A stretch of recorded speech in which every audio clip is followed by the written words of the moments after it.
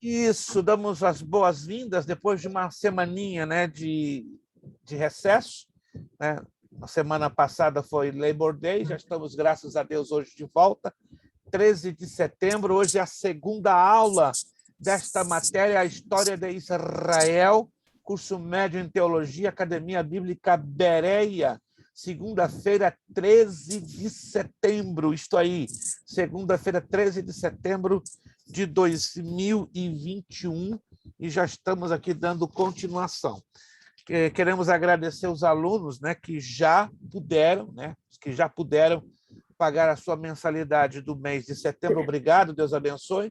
Os que ainda não fizeram, terão tranquilamente, né, até o dia 30 próximo de setembro para procederem, né, os seus pagamentos. Desde já agradecemos, repito, todo o esforço, todo o carinho, toda a dedicação que cada um de vocês tem colocado, não é, para, sobretudo, abençoar esta escola teológica que tem sido levantada para a glória do nome do Senhor. Vamos, então, à nossa apostila, página 4, período monárquico unificado.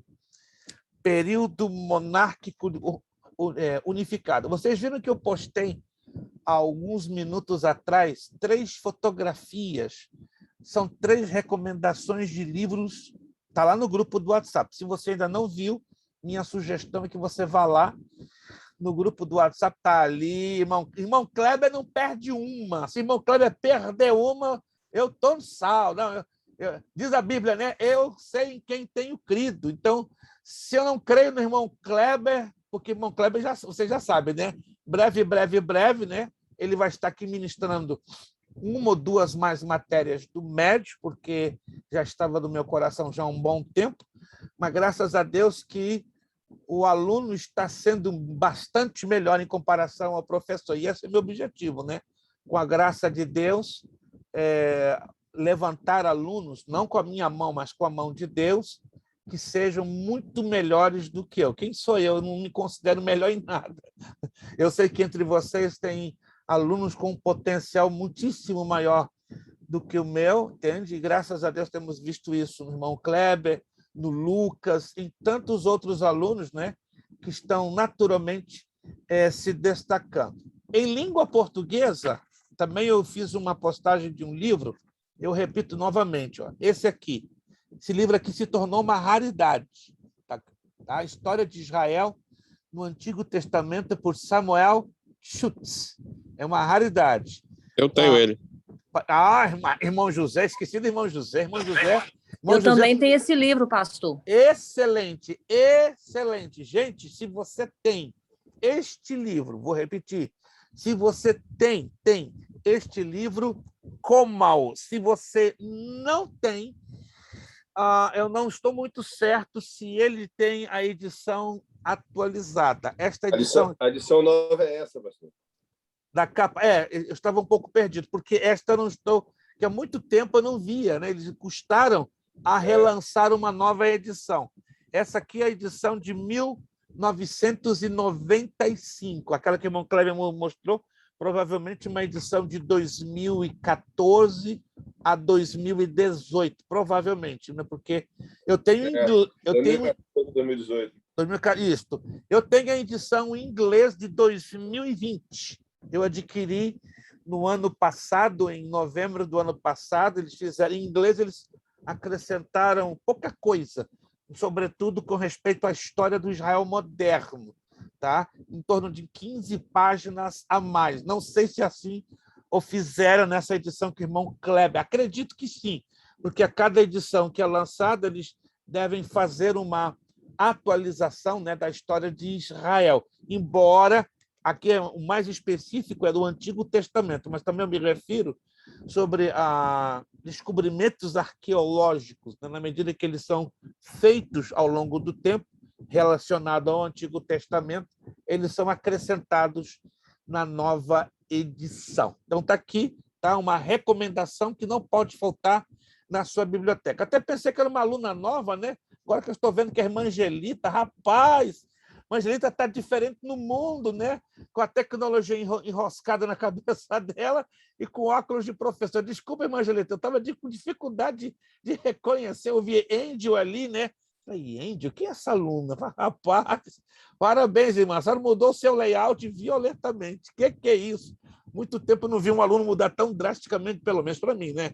Não sei se estou enxergando mal, mas tá bom. Anotaram, gente? Está aqui, já postei lá no grupo.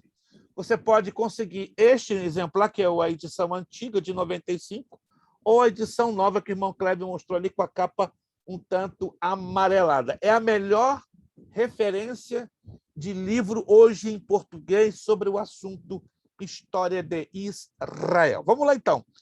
O período monárquico unificado. Vamos fazer uma rapidinha, bem rápida, recapitulação do período teocrático, tá? E do período monárquico. O período teocrático, alguém se lembra, começa exatamente em que fato histórico? Vamos lá. O áudio está fechado, mas aí eu peço que você abra, participe, depois que terminar de participar, feche, por favor, para não deixá-lo aberto. Começa com Saul. Começa com a entrega da lei. Não, período teocrático. Não começa nem com Saul e nem com a lei.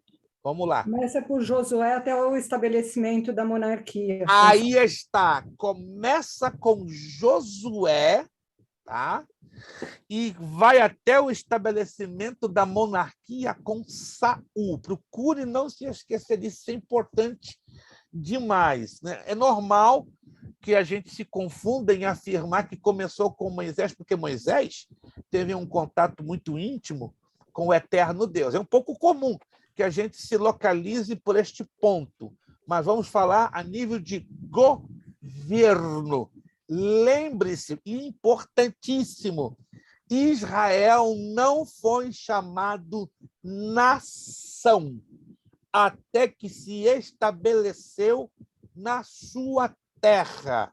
Lembram-se dos 3 requisitos para que uma nação seja reconhecida como nação? Ter uma cultura própria, ter uma terra própria e que mais? Qual é o terceiro ingrediente ou terceiro elemento? Suas leis. Leis próprias. Então, anote aí, uma nação, para ser considerada oficialmente nação, primeiro, tem que ter um território próprio. Segundo, uma cultura própria. Terceiro, um conjunto de leis unicamente próprios da nação em si. Isso só foi acontecer quando Israel conquista Canaã. Anote aí. Isso só começou a acontecer a partir do momento que Israel conquista Canaã com Josué. Josué, então, é o período da história de Israel que marca a consolidação. Primeiro, Israel como nação por ter um território, a terra prometida, Canaã. Segundo, consolida-se como nação por ter um conjunto de leis próprias. E terceiro, por ter uma definição na sua cultura. Anotado? Está bem claro? Isso é importante. É um pouquinho normal que, repito, a gente vai lá para Moisés. Moisés teve um relacionamento íntimo com Deus. Não, mas está faltando os outros elementos que estão automaticamente inseridos dentro do governo de Josué. E vai esse período teocrático até a monarquia. Tá? A monarquia não foi projeto da vontade soberana de Deus. Vou repetir. A monarquia sobre Israel não foi projeto da vontade soberana. Ela veio fazer parte da história de Israel como vontade permissiva. Houve uma permissão de Deus, porque o povo rejeita automaticamente a ideia da teocracia pura, da teocracia autêntica. O povo quer se parecer com as nações ao seu redor. E o povo paga, claro, um preço altíssimo, pesado, por ter semelhanças políticas com as nações que lhe cercavam. Então, anote aí, o marco que finaliza a monarquia regular é com Saul. Embora Saul, tecnicamente falando, foi o primeiro rei de Israel, mas o período monárquico unificado, segundo a história, os historiadores, ele fica bem mais solidificado aonde? No governo de Davi e no governo de Salomão. Não desmerecemos o governo de Saul. Na verdade, o governo de Saul, embora monárquico, ele foi o ponto de transição, né, para os dois outros governos unidos de Israel, que são considerados os mais importantes da história de Israel. Vamos, então, à leitura desse parágrafo. Não demoraria muito e o povo estaria reivindicando um rei para si. Samuel, o último e maior de todos os juízes, elevado a Deus a ungir a Saul, o benjamita, monarca de Israel. Abrange um período de 3 reis, Saul, Davi e Salomão, desde o ano 1040 até 920 a.C., em torno de 120 anos. Olha que interessante, né? O número 120 é um número muito emblemático, né, na Bíblia, né, por ser o triplo de 40.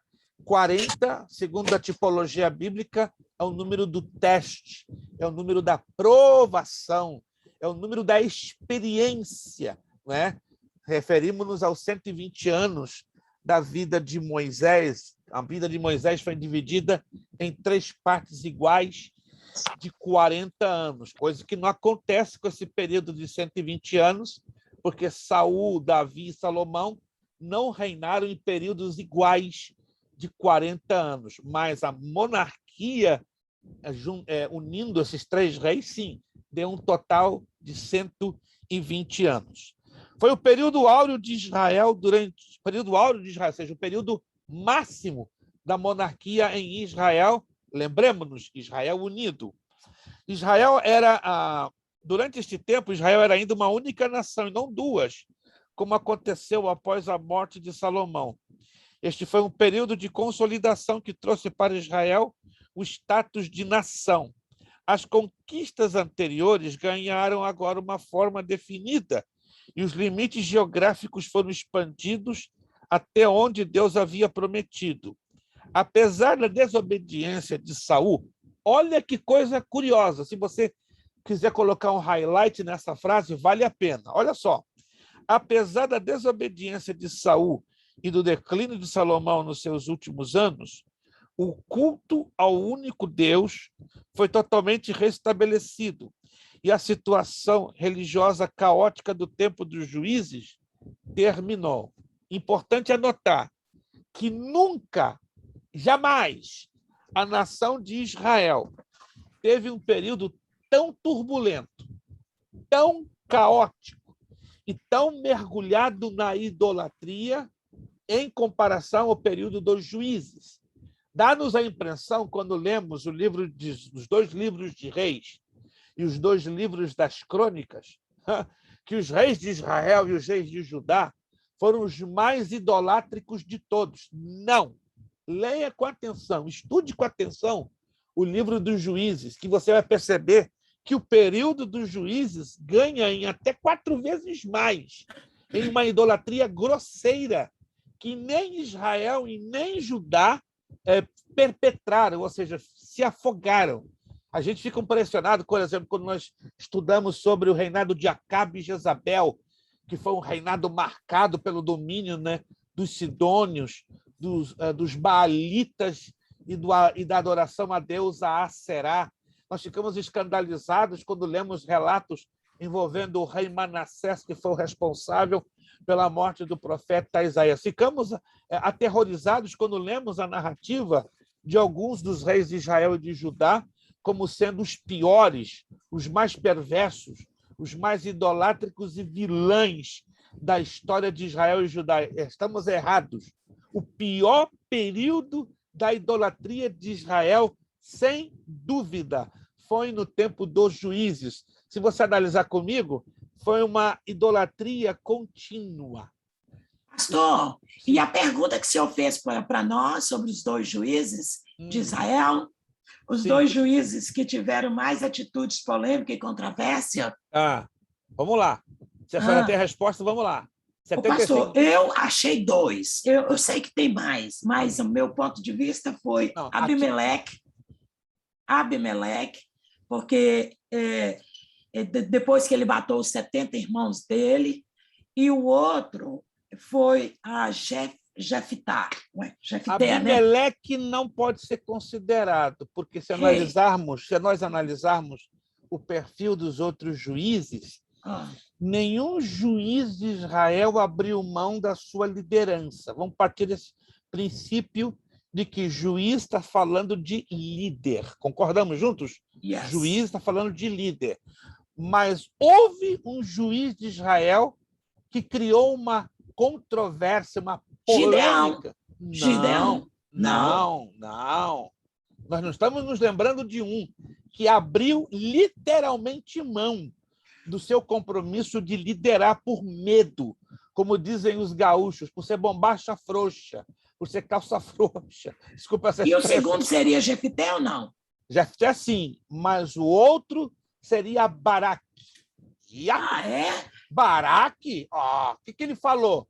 Não irei à frente das tropas se tu, Débora, não for à minha frente. O que ele estava querendo dizer com isso? Estava com medo. Ele abriu mão do seu direito e do seu chamado de liderar as tropas de Israel. Mas ele estava todo com medo na época, porque pela escravatura, pela perseguição do rei Jabim naquele momento. Mas não interessa. Deus deu o chamado para ele. Essa foi a debilidade de Baraque. Deus deu, ele tinha consciência do chamado. Seria algo parecido. Se Deus dá um chamado para mim, dá um chamado para a irmã Lúcia, para qualquer um de nós, e temos consciência desse chamado, nós temos que lutar desesperadamente para que as barreiras emocionais, espirituais e psicológicas sejam derribadas. Do contrário, nós vamos inconscientemente frustrar os planos de Deus. Mas o bom dessa história é que, ainda que os nossos fracassos, nossos medos, nossas inseguranças aparentam a frustrar os planos de Deus, eu vou repetir o que já falei aqui por várias vezes, já falei aqui nesta turma, já falei em outras turmas. Deus não depende de nós para levar a cabo os seus planos. Anote aí, Deus não depende de mim para fazer a Academia Bíblica Berém um sucesso, trazer a honra para a glória do nome dele. Se eu falho, se eu fracasso, tá? Ele levanta outro. Levanta outro, tá aí, gente. Tem muita gente que se acha um intocável, um impenetrável, um inexpugnável, um insubstituível. Não existe isso. Isso é imaturidade, isso é tolice emocional e psicológica. E Baraque tinha consciência do seu chamado, ele tinha consciência da sua responsabilidade. Irmãozinho, anote aí. Quando eu tenho consciência do meu chamado diante de Deus, eu vou lutar até as últimas consequências. Nas minhas fraquezas, nas minhas debilidades, nas minhas limitações, eu devo lutar até as últimas consequências para agradar o coração de Deus. Mas Baraque não. O que ele fez? Chutou o balde, jogou a toalha na primeira. E aí que Deus usa Débora. Por causa disso, dessa tua atitude, o Senhor vai entregar Jabim na mão de uma mulher. E que humilhante, não é? Foi para Israel uma mulher assumir a liderança como juíza, por causa da covardia de um homem, e a palavra de Débora, que do Espírito de Deus deu, se cumpriu ao pé da letra. Então, Jefté, interessante, né? E Baraque. Agora, Jefté é bem mais interessante. Vamos ao texto para a gente não tomar muito tempo. A ideia é só apresentar, não posso entrar em comentários extensos. Porque só estava nos Juízes, por isso que eu falei. Tá? Claro, não, excelente. Com respeito a Jefté, eu não quero entrar na profundidade, porque isso vai tomar um tempão enorme. Então, eu só quero apresentar um argumento que não é meu, uma questão até de você analisar o E texto. acabou pecando, porque ele não poderia sacrificar a própria filha, né? Mas tem um negócio aqui interessante que a maioria de nós não percebemos. Vamos lá. Livro dos Juízes. Deus não aceita sacrifício. Aí está. E a palavra sacrifício no hebraico soa a ideia de rendição, entrega, dedicação. Esse é o problema da hermenêutica. Quando nós estudamos a palavra hebraica sacrifício ou holocausto, no hebraico, tem 5 significados. E um deles quer dizer oferta dedicada, ou oferta entregue, ou oferta separada. Deus jamais aceitaria um sacrifício de um ser humano. Por quê? Porque era contra os princípios de Deus e porque era um hábito das nações pagãs em Canaã. Então, Deus não poderia... Deus estaria sendo incoerente pela primeira vez na história a receber um sacrifício humano. Se assim fosse, ele receberia dentro de um princípio muito básico, lógico demais. Qual é esse princípio básico? Ali com Abraão oferecendo a Isaac.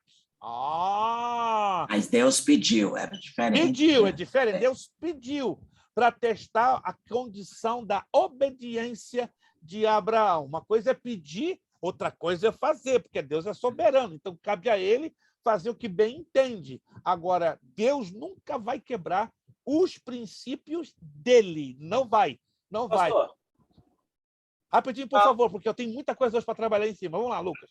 nessa questão aí, então a minha interpretação foi equivocada relacionada ao texto. Porque ele não entendia um sacrifício em termos de sacrificar, de matar. Ali o que eu entendi do sacrifício, eu devo ter lido, então eu devo ter interpretado errado. Seria sacrificar a descendência dele, porque ela não poderia ter mais filhos, ela não poderia casar. Não seria relacionado a isso? Não. Me acompanha o verso 31, Juízes. Vamos ler de novo, gente. Eu não posso ficar aqui mais 10 minutos. Isso aqui dá pano para manga. Isso aqui é fantástico. Se você for trabalhar com esse assunto, a gente toma uma aula inteira. Juízes, capítulo 11, versículo 29. Vamos ler os detalhes do texto. Juízes 11, 29. Então o Espírito do Senhor veio sobre Jefté. Primeira coisa, o Espírito do Senhor estava sobre Jefté. Então Jefté tinha que agir debaixo da unção do Espírito do Senhor. Ok, mas isso não tira ele as prerrogativas de continuar sendo um ser humano, que erra, que peca, que fracassa, que falha. Ok. E atravessando este por Gileade e Manassés, passou a Mispá de Gileade, e de Mispá de Gileade passou contra os filhos de Amon. Então, a luta era contra os amonitas. Estão percebendo? Então, a luta de Jefté era contra os amonitas. Verso 30. Fez Jefté um voto ao Senhor e disse: se com efeito me entregares os filhos de Amon nas minhas mãos, quem primeiro da porta da minha casa me sairá ao encontro, voltando eu vitorioso dos filhos de Amon, esse será do Senhor, e eu oferecerei o quê? O quê? Em sacrifício. Em holocausto. Ao meio da revista atualizada traz holocausto. E holocausto no hebraico tem 2 significados: oferta queimada, oferta apresentada entregue. Temos que entender isso, tá? Partindo desse princípio, ali o sentido da palavra holocausto era oferta queimada, ou seja, a menina teria que ser morta e queimada. Deus aceitaria isso? De forma nenhuma. O voto foi considerado, mas não realizado no sentido de quebrar o princípio estabelecido por Deus. Ou seja, Deus não é tolo de quebrar os próprios princípios dele, porque, do contrário, Deus teria sido injusto lá atrás, ou incoerente lá atrás com a questão de Abraão em relação a Isaac. Quantos estão me entendendo, gente? Isso é uma questão de princípio bíblico. Amém. Temos que entender os princípios bíblicos, né? Embora o texto pode trazer algo obscuro, temos que interpretar o texto à luz dos princípios bíblicos. Presta atenção, irmãos.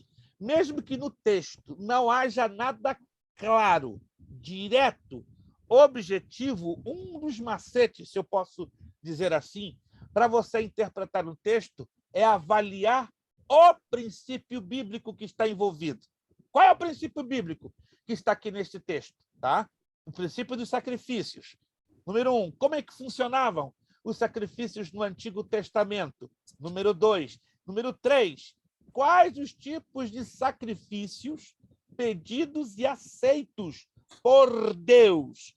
Número 4, será que no meio desses sacrifícios Deus se agradaria de sacrifícios à semelhança que as nações pagãs costumavam apresentar aos outros deuses? Então, temos que fazer essa cadeia de perguntas para entender, acima de tudo, qual o princípio que está operante, mas sempre estará operante que os princípios de Deus, que são opostos, contrários aos princípios das nações pagãs. Deixa aqui eu avançar um pouquinho, tá? Avançar um pouquinho. Versículo 35. Aí teve um encontro de Jefté com a sua filha. 11:35. Quando a viu, rasgou as suas vestes e disse: Ah, filha minha, tu me prostras por completo. Tu passaste a ser a causa da minha calamidade, porquanto fiz voto ao Senhor e não tornarei atrás. Presta atenção, aqui é Jefté falando. E, de fato, ele não podia voltar atrás no voto. Só que ele fez um voto de tolo. Como é que eu sei disso? Vamos a Eclesiastes, capítulo 5. Isso aqui foi voto de tolo. E Deus não aceita voto de tolo. A menos que alguém me prove o contrário, que Deus aceita voto de tolo. Ele não foi específico, né, pastor? Vamos lá. Eclesiastes, capítulo 5, versículo 2. Não te precipites com a tua boca, nem o teu coração se apresse a pronunciar palavra alguma diante de Deus, porque Deus está nos céus e tu na terra. Portanto, sejam poucas as tuas palavras. Verso 3. Porque dos muitos trabalhos vêm os sonhos e do muito falar palavras nécias. Verso 4, anote aí.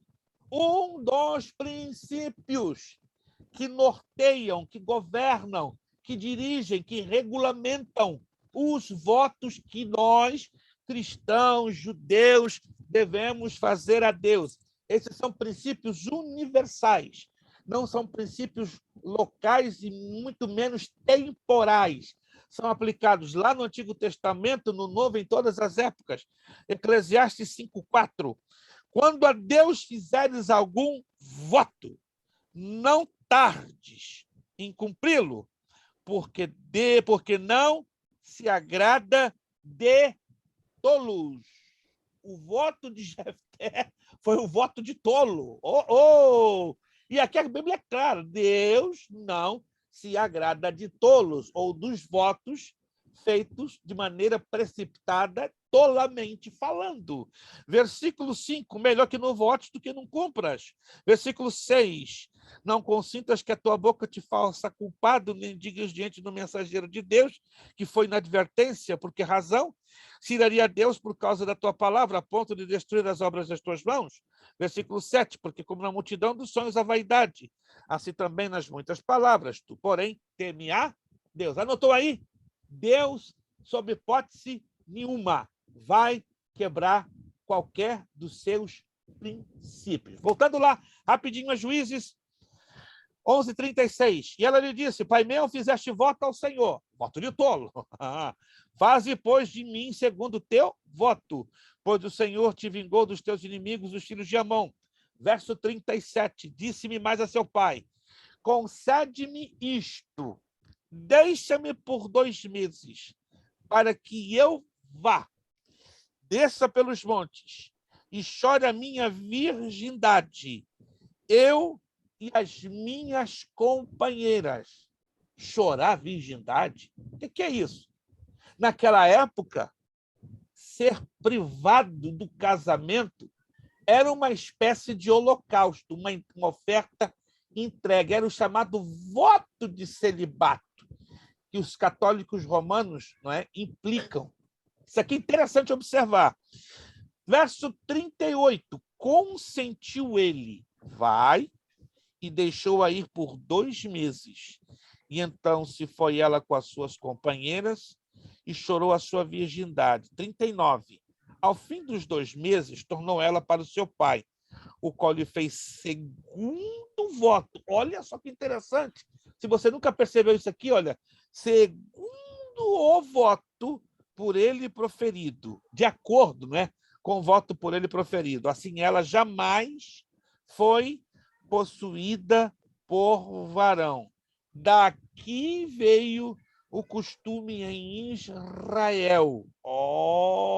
Se ela fora de fato sacrificada como oferta queimada, a Bíblia, pergunto eu, teria algum problema de fazer essa narrativa aqui?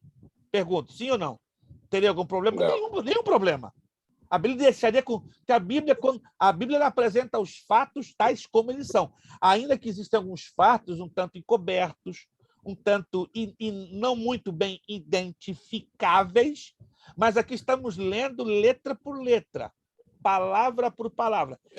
Quem está prestando atenção aqui na leitura, por favor? Amém. Eu preciso saber, porque de repente você está voando em algum lugar e não está prestando atenção na leitura. Isso aqui é importante você ter atenção à leitura, tá? É muito importante. Quando o aluno não dá devida atenção a uma leitura importante e um tanto estranha dentro desta questão, claro que o aluno vai ficar tentando chegar a N conclusões e nunca vai chegar, porque algumas destas conclusões já estão nas letras, nas palavras e nas expressões do texto que estamos analisando. Entenderam? Então, a Bíblia não teria problema em dizer ela foi queimada, ela foi oferecida em holocausto como oferta queimada e ter saudações. Não, mas a Bíblia diz aqui, claro, ao fim de 2 meses, tornou ela para o seu pai, o qual lhe fez, ou seja, realizou de acordo com o voto por ele proferido. Assim, ela jamais foi possuída por varão. O voto de celibato. E pronto. Entendido, gente? Então, eu não estava equivocado na minha É análise. isso que o Lucas falou.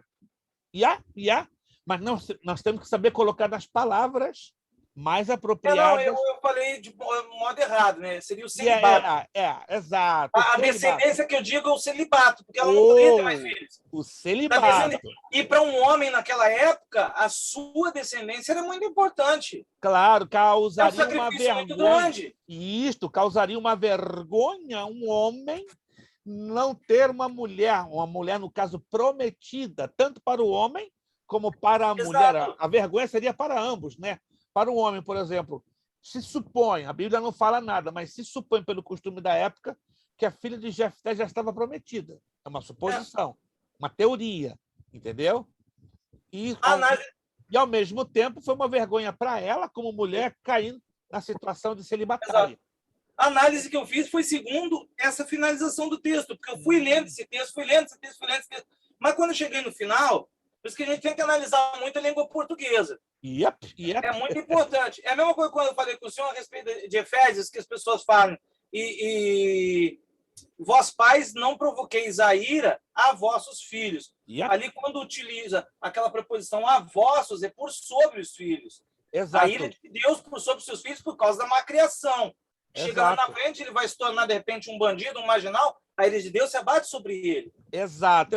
Perfeito. Gente, pastor, e porque também... Só um minutinho. Sim, vamos lá. Porque também a oferta, o sacrifício, era um sentido completamente espiritual, entendeu? Que é carbonote, que vem da raiz da palavra Kate Hotbait, que tem o significado de aproximar-se. Aproximação, isso. Todo o sacrifício que era feito em Israel, quase 8 tipos de sacrifício, tinha o objetivo de aproximação. Anote isso aí. Todos os sacrifícios, anote, por favor, isso é importante. Todos os sacrifícios no Antigo Testamento tinham vários objetivos, mas o objetivo principal, aproximar o homem para com Deus. Porque o homem estava afastado, estava alienado. Sim. É só uma coisa que eu ia perguntar. Que o senhor falou a respeito de Baraque. Sim. Mas o texto bíblico aqui mostra que, desde o início, Débora tinha sido escolhida para ser juíza e Baraque era só um capitão. Mas se nós olharmos a flor do texto, independente disso, Baraque recebeu a ordem de avançar, de ser o líder. Não é por ela. Ele recebeu a ordem por ela. Porém, a responsabilidade pela uma questão da masculinidade, não estou querendo colocar Deus como machista ou feminista. Pelo amor de Deus, viu? Estou deixando bem claro isso. Pelo amor de Deus. Para que não fique aquela ideia errada. O pastor Prestes é feminista ou machista. Não. A primazia do governo ou da liderança, sobretudo dentro da sociedade de Israel, repousava sobre o homem como cabeça. Claro, o caso de Débora gera um pouco de controvérsia por causa do entorno, das circunstâncias, de uma situação que nunca se repetiu dentro da história de Israel. Ou tem alguma outra situação semelhante ou igual? Eu acredito que não. Mas ela mesmo deixou claro para ele, né? Isso foi interessante, que ela olha, se eu for, a honra não será tua. Exato. A honra não será tua. Ela avisou. Volto a bater na tecla. Volta, ainda que o texto bíblico deixe ali claro que Débora foi chamada para ser juíza. E não, mas não liderar. Entenda bem que a palavra juiz no hebraico ela implica vários significados, não apenas o significado de liderar, senão avaliar, aconselhar, acompanhar. Uma das tradições também, ela leva a auxiliadora. Isto, mas o poder de liderança, pelo menos é o que diz a palavra hebraica, né? Juiz, implicava ao homem, porque do contrário, aí estaria Deus de novo quebrando um princípio que teria que ser repetido por várias outras gerações lá na frente, né? Teria que ser haver mais outras juízas ou outras mulheres que lhe seriam... Entenda-me bem, isso é um princípio que Deus estabeleceu. Não que ele fosse machista ou feminista. Pastor, sabe por quê também? Eu creio assim, porque um juiz ele não pode julgar segundo o coração. A mulher em si, ela julga segundo as suas emoções. Né? E era uma das características que um juiz em Israel deveria ter. Ele não poderia deixar que as emoções fizessem ele julgar qualquer causa. Né? Ele teria... Essa é uma. Mas os homens de hoje estão meio ruins. Eles não estão desse ponto assim, não. Eles Os homens de hoje estão meio sensíveis, hein, pastor? Se a gente for colocar as coisas, padronizando-as com a situação atual, com as circunstâncias que estamos vivendo, então a Bíblia perderia o seu efeito orientativo, seu efeito, em alguns casos, até taxativo de governo e de liderança. Entendo a abordagem do irmão Kleber, que nos dias de hoje os homens, infelizmente, não estão tendo muito pulso, né? Estão agindo até com certa frouxidão em comparação entre nós. O espírito de Acabe, né? Aí tá. Falou tudo. Falou difícil, tudo. Hein? Tá difícil. Os dois espíritos de Jezebel e de Acabe continuam, né? Vamos avançar, porque se a gente continuar dando corda aqui, a gente não sai desse ponto. Esse ponto gera um pouquinho de polêmica, e o nosso objetivo não é polemizar, mas é trazer um pouquinho de esclarecimento. No caso, igual eu só entrei no assunto pelo seguinte, que a questão dos juízes, nós reparamos no livro dos juízes, é indiferente. É claro que sempre na questão de Israel eram os homens que tomavam frente. Mas nós reparamos ali, após a morte de Eude, a Bíblia fala que o povo voltou a fazer o que era mal perante o Senhor. E por 20 anos eles foram escravizados novamente por Jobim. Então, ou seja, diferente se era um homem ou mulher, mas levantou uma mulher para poder incentivar o povo. Que, se nós observar o versículo 5, diz a Bíblia que ela atendia debaixo de uma palmeira, que até recebeu o nome de Palmeira de Débora. Ela recebeu o povo e incentivou o povo. Ela, na verdade, ali agiu como conselheira, como orientadora. E também é o princípio que uma mulher não poderia receber um homem dentro de casa. Então, essa é uma das razões que ela teve que ir ela era casada, do lado de fora. Mas ela não podia. Mesmo um dos princípios de juiz. Não, que, na verdade, o juiz não julgava dentro de casa. Eles ficavam nos portões para julgar. Isso era um padrão. Mas, sobretudo, em se tratando de uma mulher, porque as exigências culturais da sociedade da época cobravam mais de um posicionamento da mulher do que do homem, com certeza. A mulher era muito, digamos, visada nesta situação. Vamos lá, porque... Mas o importante é que a mulher foi juiz e não bateu no pau. Só para finalizar, o mais interessante de tudo que mesmo ela ocupou um espaço que Baraque não soube ocupar, essa é a verdade. Ela ocupou um espaço que Baraque não soube ocupar. Rápido, Lucas. Rápido, o mais interessante de tudo é que mesmo na época, para hoje, por exemplo, um juiz ele não pode se julgar sem testemunhas, ele precisa de testemunhas. Aí teríamos que entrar em vários fatores que levaríamos bastante tempo falando aqui. Só falar sobre... É um tema bem extenso. Não, só para falar de juiz, nós teríamos como 2 meses só falando. Vamos lá, vamos avançar. O período monárquico foi o chamado, como já falei, o período da consolidação. Saul, vamos então conhecer os reis que envolveram esse período monárquico. 1 de Samuel 10:1, 1 de Samuel 31. Ele foi o primeiro rei de Israel. Maravilha. Começou a organizar e solidificar a nação. Começou bonito, começou bem. Ele e seu filho Jonatas guerrearam contra os diversos povos que ainda não haviam sido dominados e os derrotaram. Maravilhoso. Mas Saul cometeu 2 erros decisivos. Gente, anote esses erros aqui. Eu não posso dizer que vai me deixar de cabelo em pé, mas esses erros aqui deixam de cabelo em pé qualquer um. O primeiro foi a guerra contra os amalequitas. A ordem de Deus era para o quê? Para o quê? Exterminá-los, acabar com tudo e com dizimar. Todos. Acabou. Eliminar. Mandar ver. Tá? Sem deixar nada. Todavia, olha só a ambição de Saul.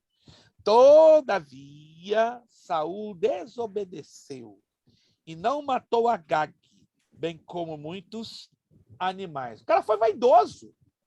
Tá claro, não, peraí. Eu vou poupar Agag. Vou ser chamado misericordioso. Tem mais. Vou poupar os animais para apresentar um sacrifício ao Senhor. Pastor, como é que você sabia disso? Só estava na cabeça de Saul? Não precisa estar na cabeça de Saul.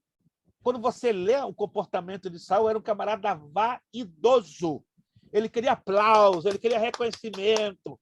Ele queria que o povo dissesse: esse é o cara, esse é o nosso rei. O reinado dele, pastor, não foi confirmado. Saul era medroso.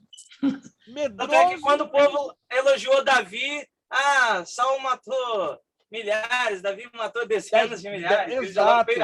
Não, ele era inseguro. Na verdade, vou analisar aqui, gente, a coisa crua e friamente. Saul começou bem. Mas, no meio do caminho, perdeu o foco. Por isso que diz Eclesiastes, se não me trai memória, 4:10.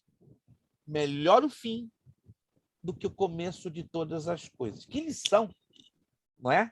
A vida de Saul é para nós. Que lição.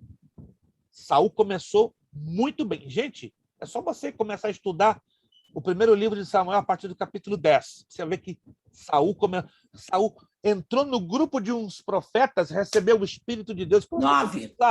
9. O 10 é o ponto máximo, é o ápice, é o apogeu. Ele começou bem demais. O negócio degringola, ele desce a ribanceira quando comete esses 2 erros grosseiros. A ordem de Deus, como já disse, era para exterminá-los. Por isso foi repreendido por Samuel. Na segunda vez, como Samuel demorasse, ele tomou para si o ofício sacerdotal. Profanação grosseira. Pênalti. Que pênalti, irmão José. Irmão José está cheio de bondade hoje no coração. Eita! Ele assinou o atestado de óbito espiritual aqui.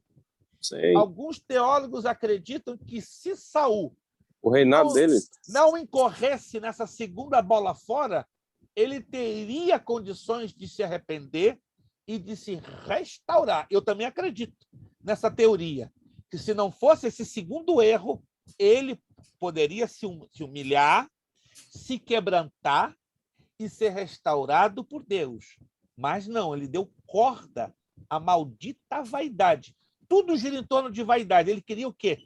Protagonismo. Ele queria aparecer. Pastor, ele queria mostrar segurança. de que ele era o rei de Israel. Mas quando você analisa um pouco em termos do comportamento de Saul, assim, foi um homem que eu mais estudei na Bíblia, em termos de comportamento, ok?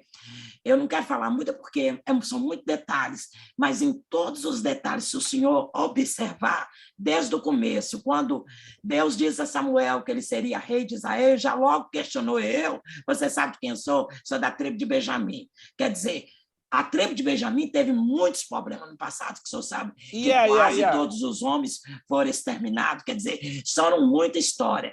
Depois, se o senhor ver lá, quando ele estava, que Samuel disse para ele que ia orar e pedir a direção de Deus, ele ficou sabendo que os filisteus e os exércitos dele estavam mortos de medo, escondendo na caverna. Se você escolher a palavra medo, porque quando você vê o medo, ele te traz muitos problemas em várias áreas, espiritual e comportamental. Isso eu analisei com todos os... Ao longo dos anos, eu tenho estudado humildemente a vida de Saul.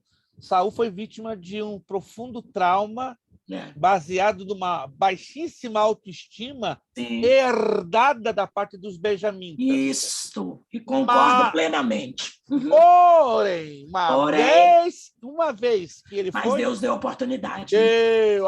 Deu.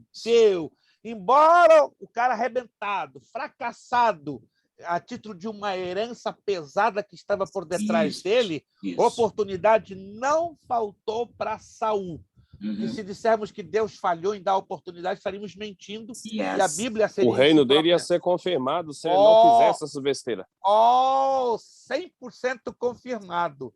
Mas ele quis sair por cima. Não, eu sou um benjamita, minha tribo foi humilhada no passado, isso, mas eu vou sair por cima, ou seja, o tiro pastor, saiu... Olha, você vê quantos amalequitas que Samuel repreendeu ele, mais uma vez, falou, era para você ter matado tudo, o que aconteceu? Ele falou, eu tive medo. Se você olhar mais uma vez, você vê que o medo é falta de dependência em Deus. Saul foi refém do medo, foi refém da presença de dependência. Serve para nós. Vamos guardar isso para nós. E não seguir princípios também, pastor. E não seguir os princípios, porque Deus falou, mata tudo. Mas você vai ver que o medo, se você olhar o texto lá, ele vai falar, não, é porque eu tive medo, o soldado estava com medo. Ele sempre falando do medo. Quando ele não matou o filisteu, a mesma coisa. O medo anula a visão da obediência. Isso. Todo medo, por menor que seja, ele vai anular, ele vai obscurecer a visão da obediência. E sai da visão, começa a andar por vista. E virou macumbeiro, é porque a Bíblia disse que infelizmente é isso que acontece, o medo. Foi mais do que macumbeiro, irmã. Hoje, irmão José e irmão Lúcio, que estão muito bem bondosos com os personagens da Bíblia. Mais do que macumbeiro, ele foi para ir para baixo. Vamos lá, gente. Vamos avançar, que o negócio agora vai esquentar. Muito bem. Desta feita, a repreensão de Samuel foi mais dura, ou seja, ao rei não era permitido fazer sacrifícios e ele fez. Desta feita, a repreensão de Samuel foi mais dura e ele proferiu a sentença sobre Saul de que Deus já o havia rejeitado e escolhido o rei em seu lugar. A sua história está narrada no livro de 1 de Samuel. A história já sabemos, né? Saul desceu uma ladeira, uma atrás da outra, até chegar no capítulo 28 de 1 de Samuel. Ele consulta uma necromante. Essa necromante não sabia que o personagem disfarçado era o próprio rei Saul, quando, de repente, levanta, né? Isso que é interessante que diz a Escritura, julgando, pensando, imaginando que fosse o espírito de Samuel. A Bíblia, em momento nenhum, afirma que Deus haveria de ouvir a voz de uma necromante, de uma feiticeira, para trazer um espírito de um justo, que seja de um ímpio, seja lá qual for o espírito. Deus não negocia princípios com satanistas, com feiticeiros. Aquele ali não foi o espírito de Samuel, foi um espírito familiar. O que é um espírito familiar? Um demônio que age como um ventríloco. Ele traz a voz de uma suposta pessoa falecida. Na família de meu pai, infelizmente, falo isso com muita amargura no coração, judeus, né?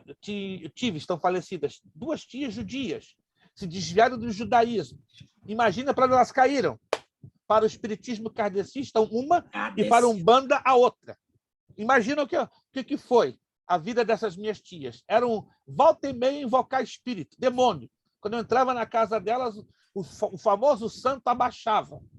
E eu vi dezenas de vezes. Se você nunca teve essa experiência na sua família, eu vi isso dezenas de vezes. Baixar um espírito em uma das minhas tias, trazer voz de homem, falando da minha vida. Eu falei, como é que conhece a minha vida? O dia que eu conhecia Jesus, o negócio ficou esquisito.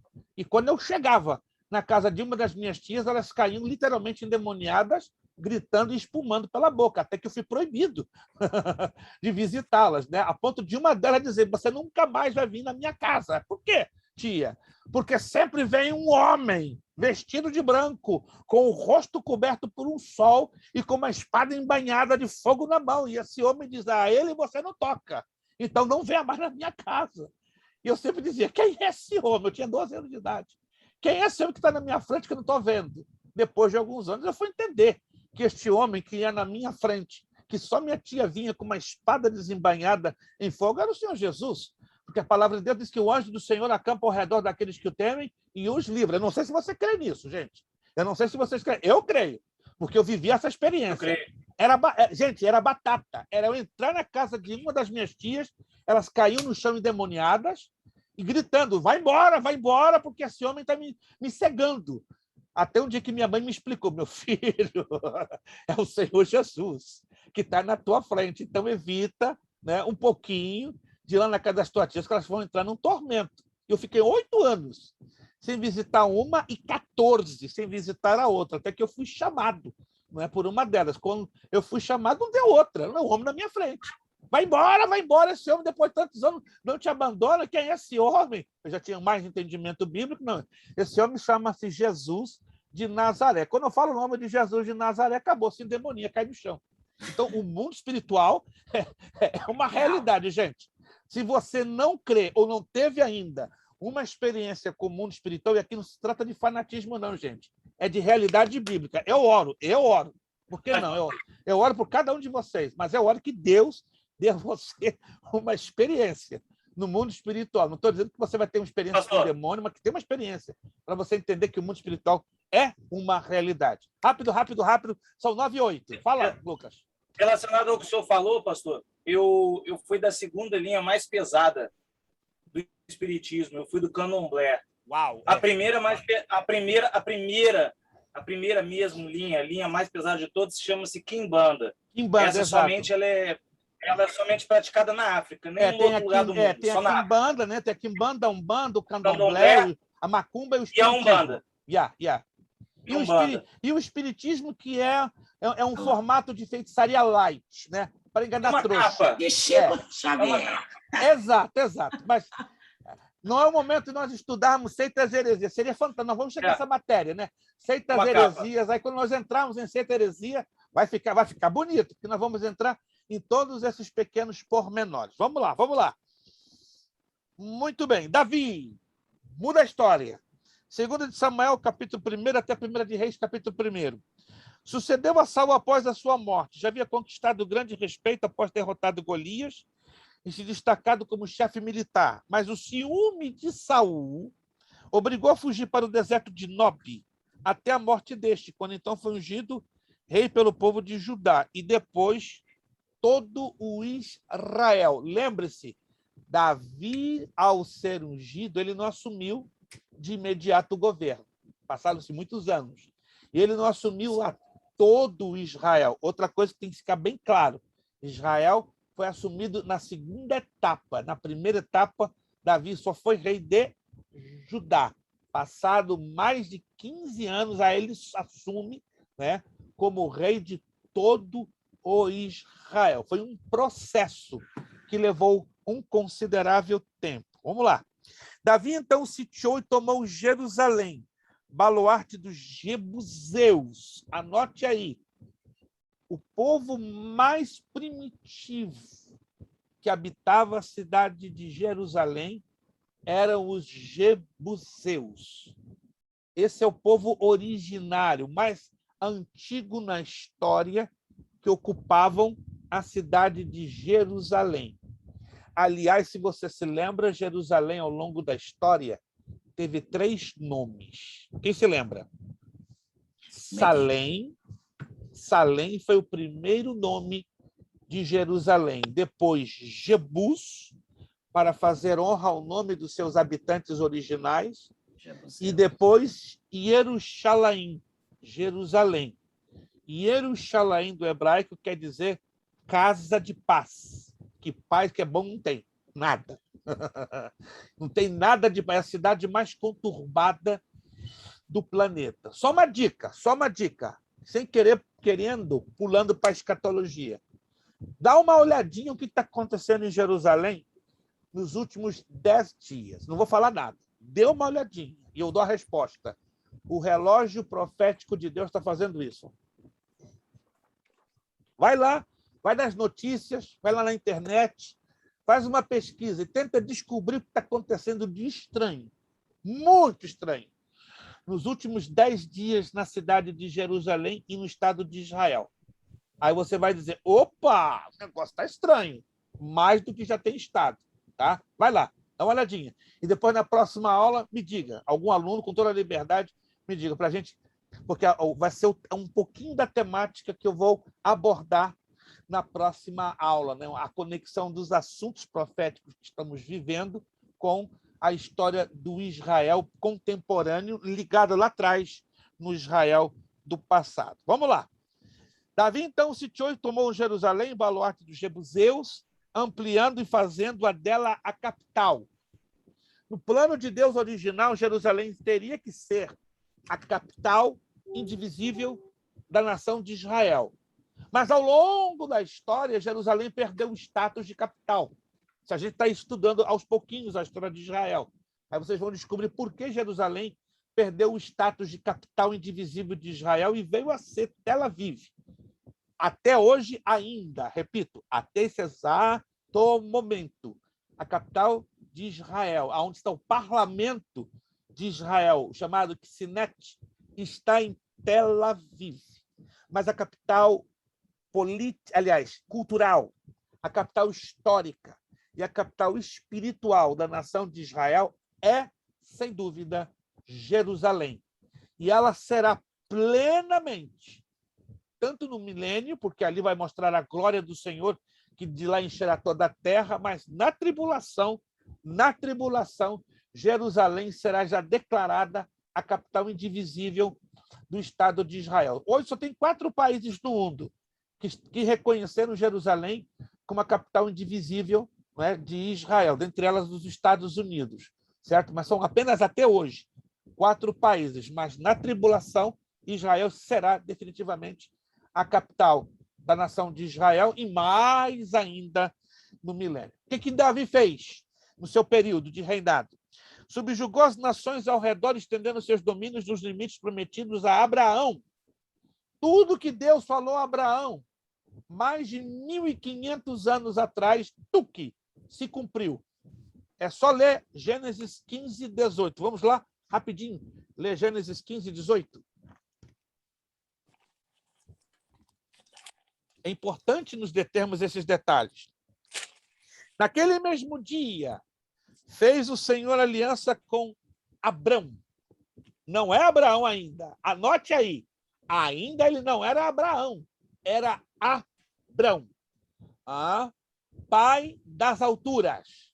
Lá na frente ele se torna Abraão, pai de nações ou pai das multidões, dizendo: a tua descendência dei esta terra, desde o rio do Egito. Atenção aqui, gente. Que rio é esse? Rio do Egito. Que rio é esse? Rio do Egito. Alô, wake up. Rio Nilo. Nilo. Obrigado, pastora. Pastor tá ligada. Você quer colocar a pastora Priscila no bolso? Ela que te coloca no bolso. Nilo. Então, desde o Nilo até o grande rio Eufrates, valendo 75 pontos. 75, gente. Eu quero saber, além do rio Eufrates, qual outro importante rio da Mesopotâmia e os dois outros rios que estavam ladeando o Eufrates e que desapareceram. Eles não existem hoje. Rio Tigre, Gion e Pison. Ei, rapaz! Tinha que ser o Kleber. Falei antes de eu terminar de falar, que a Lúcia já estava... Não, o Kleber não vale não, pastor. Eu não posso ganhar, não. Eu não deu nem tempo de responder essa agora. Não deu tempo, não. O Kleber deu um tiro de meu microfone estava fechado. Peraí. Deixa... Aqui foi ali torcendo. Vai dar arma, placa! O Kleber não aqui foi o gatilho mais rápido do Oeste. Kleber não teve misericórdia. 75, irmão Kleber. Irmão Kleber não teve misericórdia nem um pouquinho. Meu Deus. Temos que orar para Deus dar misericórdia. Pastor, faz a pergunta de novo e dá a resposta para nós anotarmos, porque não deu tempo nem de ouvir direito tudo. Não, porque ele deu um tiro lá. Vamos lá. Além do rio Eufrates, qual foi o outro rio de grande importância na época e dois outros que ladeavam o Eufrates e que desapareceram? Não existem mais. Resposta: Tigre. Então, o Eufrates e o Tigre fazem parte da bacia da Mesopotâmia. E quais são os dois outros que rodeavam ambos, ao Eufrates e ao Tigre, e que desapareceram, não existem mais na geografia? É o Pison, tá? É o Pison e o Gion. Pison e o Gion. Que é a resposta? Gênesis capítulo 2, versículo do 11 ao 13. Quer ler o contexto? 2, 11, 12, 13, 14. Gênesis, capítulo 2, versos 11, 12, 13 e 14. Então, o Tigres e o Eufrates existem até hoje. E eles, os dois, fazem parte da bacia da Mesopotâmia. Mas o Pison e o Gion, você pode ir em qualquer mapa, não encontra. Eles desapareceram no século X antes de Cristo, segundo as pesquisas arqueológicas. Já no século X antes de Cristo, nenhum registro histórico aponta para a existência física desses rios, Pison e Gion. Anotado? Isso aqui é interessantíssimo. Parabéns, irmão Kleber, o gatilho mais rápido do Oeste, né? Se prepara com o irmão Kleber está com armamento pesado. Vamos continuar, que o tempo está indo embora, já são 9. Lucas se diverte, né? É o Kleber Lampião. Kleber Lampião, ó, estão dando até apelido ao irmão Kleber Lampião. Vai ficar mal esse negócio. Vamos voltar lá. Então, o texto de Gênesis, vamos voltar ao texto de Gênesis 15 e 18. Naquele mesmo dia fez o Senhor aliança com Abraão, dizendo: a tua descendência dessa terra, desde o rio do Egito até o grande Eufrates. Se você pega lá no mapa, olha a distância do Nilo até o Eufrates, mais de 3.000 quilômetros quadrados. Foi o tamanho prometido por Deus a Abraão da terra que seria entregue à nação de Israel. Agora, lembre-se que esses mais de 3 milhões de quilômetros quadrados ainda não estão no poder da nação de Israel. Eu vou repetir. Israel hoje ocupa um pouco mais de 22.000 quilômetros quadrados. Eu vou repetir se quiser anotar. A nação de Israel hoje, territorialmente falando, ocupa um espaço físico de um pouco mais de 22.000 quilômetros quadrados. Mas pela descrição que lemos aqui de Gênesis 15, 18 e de Josué 1, 4, Israel vai ser o dono de um território de mais de 3 milhões 950 mil quilômetros quadrados. Colocando em números redondos, quase 4 milhões de quilômetros quadrados. E quais seriam os limites deste território? Sul da Turquia, não vou entrar nos detalhes agora, só estou adiantando. Síria e Iraque. Sul da Turquia, Síria, Iraque, Líbano, toda a Jordânia, um terço do Egito, Jordânia todinha, um terço do Egito vai pertencer a Israel, um quarto do território da Arábia Saudita, um pedacinho do Omã e do Iêmen vão ser propriedade de Israel. Então, o território de Israel vai tomar uma proporção monstruosamente grande.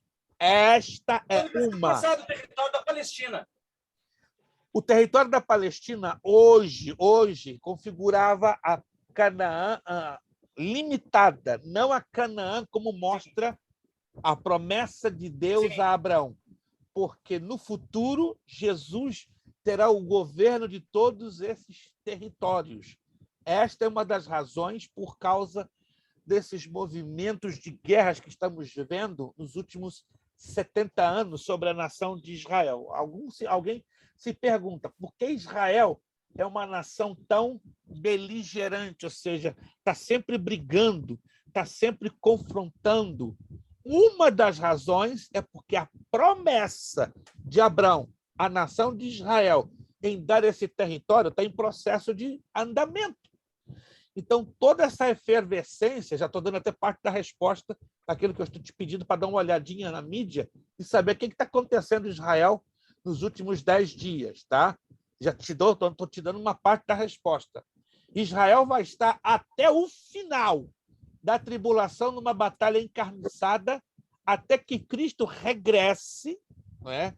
Na sua glória com a igreja glorificada, coloque os seus pés no Monte das Oliveiras, limpe o templo por 30 dias e depois julgue as nações que sobreviverão à tribulação para separar as nações ovelhas das nações bodes, as nações que cuidaram de Israel, ovelhas, as nações que perseguiram Israel, bodes, as quais serão lançadas no lago de fogo e enxofre. Aí Jesus inaugura... Chamado julgamento das nações. Isto, exatamente. Depois do julgamento das nações, aí Jesus oficialmente inaugura o seu governo sobre a terra, o milênio.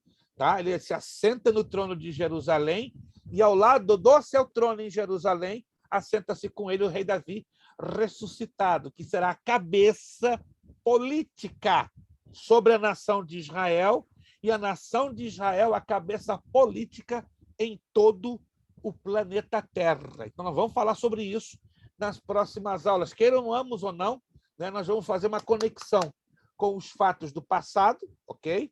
Os fatos do presente e os fatos escatológicos que ainda estão para acontecer com a nação de Israel. Vou lhe dar aqui só uma dica, nada mais, porque parece ou não, a gente cai sem querer na escatologia. Um próximo passo profético da posse da terra prometida para Israel vai ser a absorção completa da faixa de Gaza e da Cisjordânia. Anote aí. Israel vai entrar num confronto altamente sanguinário ali na faixa de Gaza e na Cisjordânia. Vai ser uma coisa que vai criar uma revolução e um descontentamento internacional. O planeta inteiro vai se voltar contra a nação de Israel. Inteiro. E nesta época, anote aí, isso já está acontecendo. Eu estou sem querer entrando em escatologia, porque faz parte da história de Israel. Israel não vai ter o apoio do seu principal aliado. Adivinhe, quem é? Como é que é? Pergunta, Estados Unidos. USA. Estados Unidos.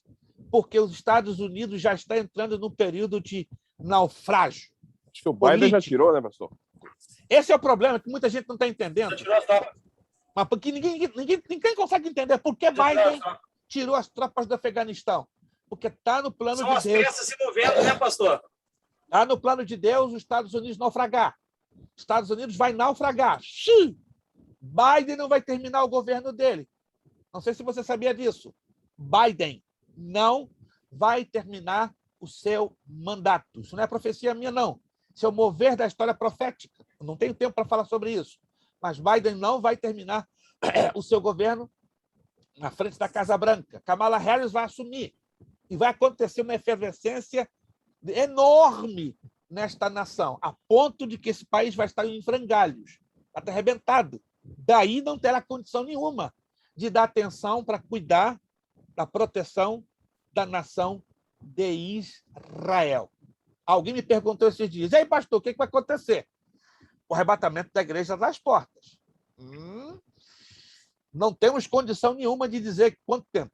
3 anos, 5 anos, 10 anos, não temos condição. Mas uma coisa é certa: o processo profético de Israel está em altíssima velocidade.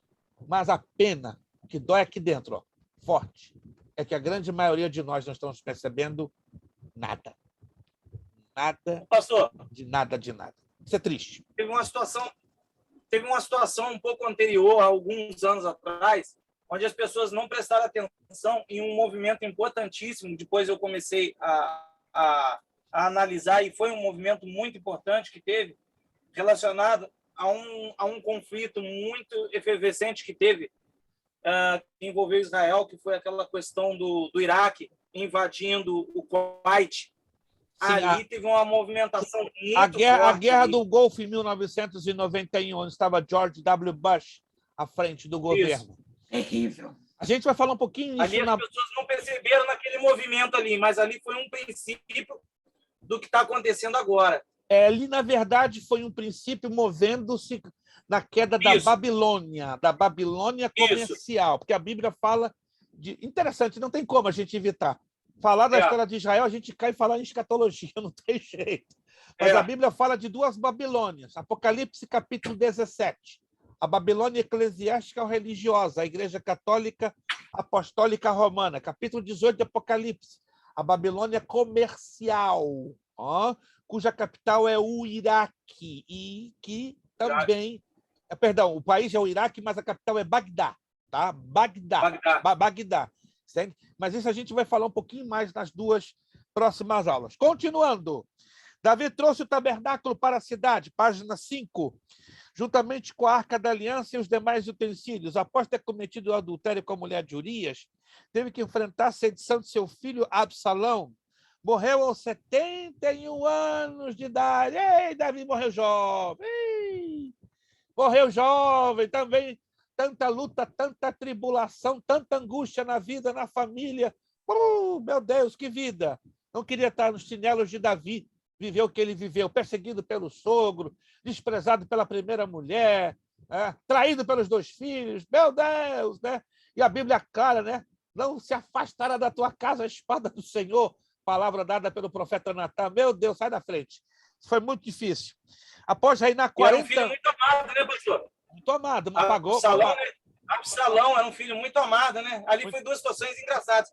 Absalão era um filho muito amado, perseguiu o pai, pelo fato de ter perseguido o pai e não ter cumprido um dos estatutos, e ao mesmo tempo pela vaidade do cabelo, ele morre pela própria vaidade do cabelo, e ao mesmo tempo também porque perseguiu o pai. Mas se nós olharmos a grosso modo, Davi foi negligente como pai.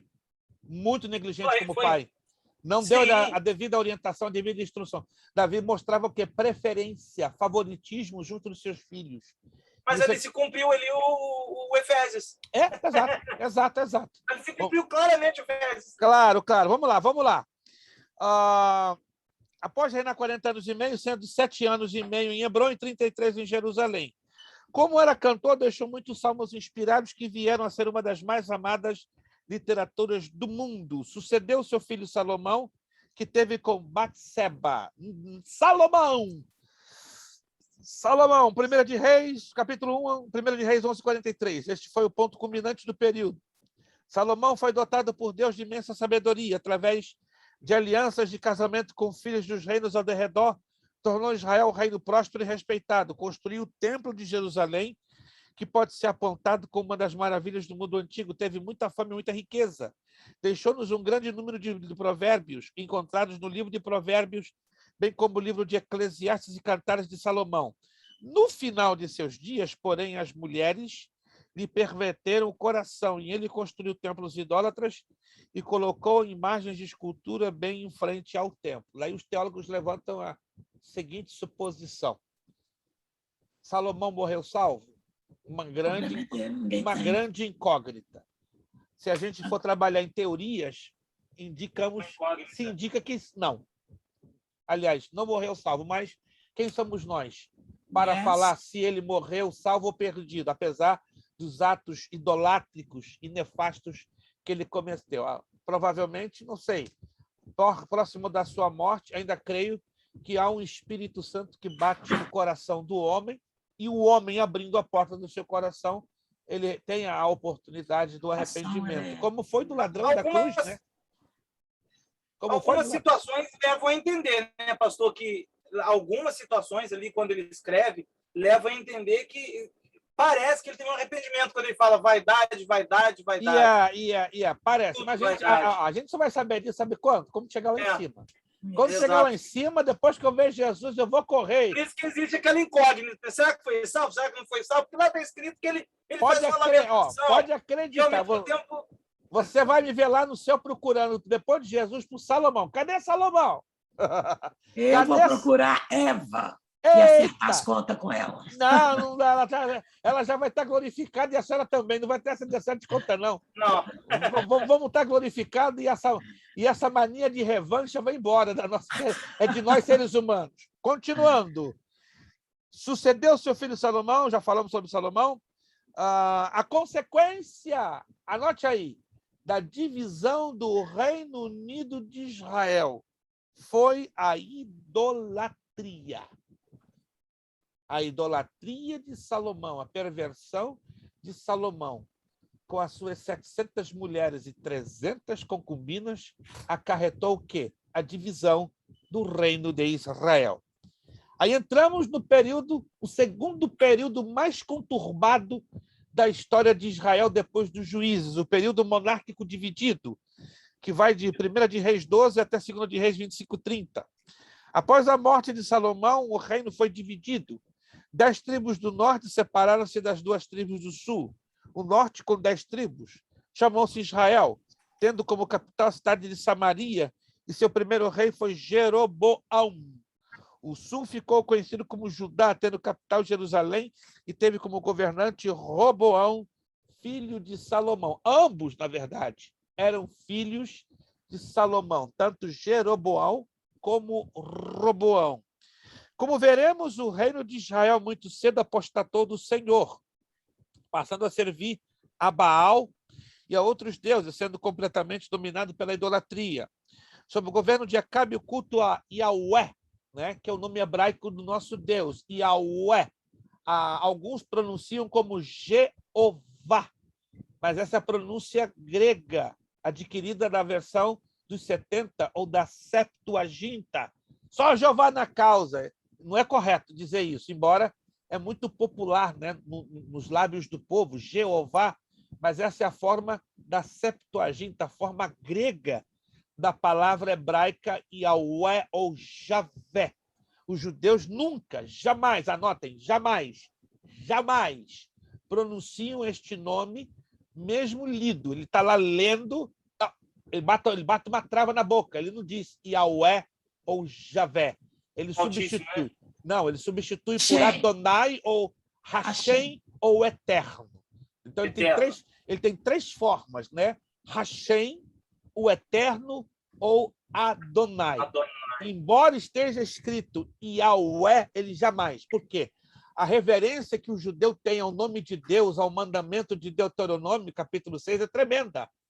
Aliás, de Êxodo 20. Não tomarás o nome do Senhor teu Deus em vão. A mim, como cristão, desculpe, não é uma crítica a nenhum de vocês, entendam-me bem. Não estou aqui para criticar e eu também não tenho esse hábito de criticar, nem em público, nem em privado. Tem muita gente que tem esse hábito, mas eu não tenho, porque a Bíblia não me ensina esse hábito. Mas eu, como cristão, eu me envergonho muito quando eu ouço um pastor ou uma pessoa que tem um leve conhecimento bíblico dizer essa expressão repetidas vezes: o sangue de Jesus tem poder. Para cair um prato, cair um copo, o sangue de Jesus tem poder. Tá? Estourou uma bomba, estourou um pneu. E, gente, peraí. Esse nome é santo, esse nome é poderoso, assim como o sangue dele é poderoso. E o sangue está ligado ao nome, guarde isso. O sangue está lá em Levítico, está ligado ao nome. Fala de vida, fala de vida. Então, muita gente que não tem noção quando abre a boca para dizer o sangue de Jesus tem poder assim no mais. Não, gente. Isso é aberração, isso é profanação. Isso jargão. Mas é um jargão que quebra o pecado, que gera um pecado. Pastor, as pessoas têm banalizado o nome de Deus hoje, como o senhor está falando. Fala assim de Deus e Jesus como se fosse qualquer coisa. Perfeito, irmã Ruth. Isso chama-se banalização. E o mais triste que a gente vê é essa banalização saindo da boca de pastores. Não é uma crítica, por favor, entendam-me bem, não estou criticando ninguém, jogando direto ou indireto, mas me dói o coração, dói. E esses pastores não são exemplo, porque estão levando rebanhos inteiros a fazer a mesmíssima coisa. Não sei que Jesus... Mas nós evangélicos temos essas manias de tudo falar. Ó Jesus, ó meu Deus, ó Jesus, caiu um copo, ó meu Deus. Misericórdia. Nós, evangélicos, falamos todo o tempo. Eu acho que, na verdade, não é nem questão de ser evangélico, eu acho que é uma coisa que parece que vem vindo assim de muito antes de ser evangélico. Mas nós conhecemos a palavra do Senhor, nós temos não temos que agir como ignorantes, como assim, desorientados, entende? Nós erramos todo o tempo.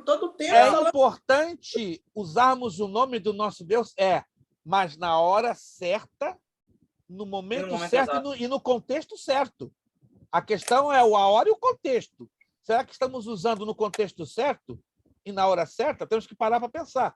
Estamos quebrando por A e B, C, princípios. Pastora Priscila tem uma palavra, rápido. Eu ia dizer que é algo cultural que vai passando e a gente às vezes fala no automático e não pensa. Mas agora, conhecendo, a gente tem que colocar em prática. É uma coisa de disciplina. Temos que nos disciplinar, porque conhecereis a verdade e a verdade vos libertará. Usa a expressão libertar aí para dizer e conhecereis a verdade vos disciplinará. Porque nós, às vezes, como evangélicos e cristãos, em detrimento à cultura, todas as culturas têm debilidades e falhas, nós entramos na musiquinha da cultura sem percebermos que algumas musiquinhas culturais quebram princípios espirituais tremendamente importantes. Pastor, olha só, quando Deus fala para Abraão sair lá de Harã, eu acho uma coisa interessante, que a primeira coisa que ele diz, sai da tua terra, dos costumes da tua terra, de tudo que tem lá. Depois, da sua parentela e da casa do seu pai. Quer dizer, todos os costumes que ele deveria ser tirado na vida dele, mas o primeiro teria que ser aonde ele foi criado, os costumes do lugar. E o que a pastora falou, eu concordo com ela. Nós, brasileiros, nós vemos numa cultura terrível, melhorou muito. Eu saí do Brasil em 1989, em 2001 eu voltei ao Brasil, eu vi uma mudança até dos católicos, a mania de falar, esse menino é uma benção. Antigamente, esse menino é terrível, esse menino é endemoniado. Quer dizer, já mudaram bem, e eu creio que Deus vai só pegando o ganchinho bem rápido, só um ganchinho de 2 minutos, que a gente tem que corrigir parte do questionário, um ganchinho de 2 minutos. Como o problema da cultura é tão grave, é gravíssimo. Vou dar um exemplo. É muito normal no Rio de Janeiro e no Nordeste, se tem alguém aqui do Rio de Janeiro, vai se lembrar perfeitamente o que vou dizer. E no Nordeste. É normal no Rio de Janeiro e no Nordeste os pais irritados com seus filhos travessos falarem o seguinte, moleque, eu vou te pegar. Moleque, eu vou te pegar. E não estão sabendo o que dizer moleque. Estão querendo dizer, a Moloque eu vou te entregar. Quem era Moloque? Uma entidade dos cananeus, a segunda mais importante depois de Baal, que exigia sacrifícios de crianças e de fetos. Tá? Moleque. Porque isso veio da África. Que lá na África o culto a Moloque era muito comum no Senegal, só você estudar a história do Brasil, né? Danado também, chamar a criança de danado, danadinho. É a mesma coisa, Isso vem da Guiné-Bissau, né? Danadá é um dos deuses, o deus da destruição, o deus da ira, danadá. Então, a gente tem que entender que tem certos pontos da nossa cultura brasileira que tiveram uma influência fetichista, demoníaca dos escravos e dos indígenas, não apenas dos escravos oriundos da África, mas também da pagelança dentro do Brasil, que o Brasil tem uma chamada cultura de pagelança, ou seja, a feitiçaria propagada por dentro dos índios. Então, nós temos que ter muito cuidado, vigiar, como a expressão já fez por aqui, reteté. As pessoas falam reteté de Jeová, não estão entendendo nada. E o reteté é uma palavra africana, que quer dizer balada para fazer Satanás se alegrar. Sangue de Jesus tem poder. E as pessoas não estão entendendo isso. O sangue... Sabe, pastor, qual que é o problema do povo hoje? É errado. Por exemplo, o senhor vai ali, pega a Bíblia e começa a pregar. O povo confunde avivamento com barulho.